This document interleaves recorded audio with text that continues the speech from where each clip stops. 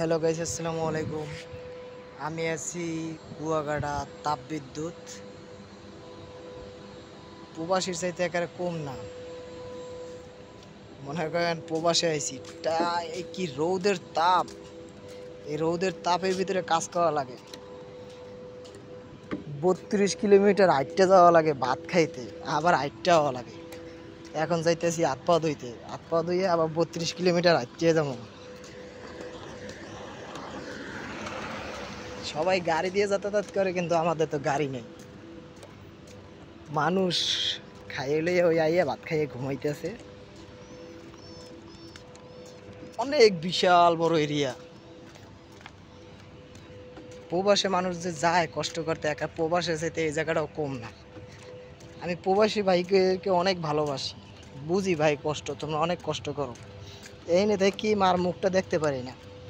আর তোমরা যে প্রবাসে যাও, তোমরা যে কেমন করে থাকো, অনেক কষ্ট হয় বুঝছি ভাই।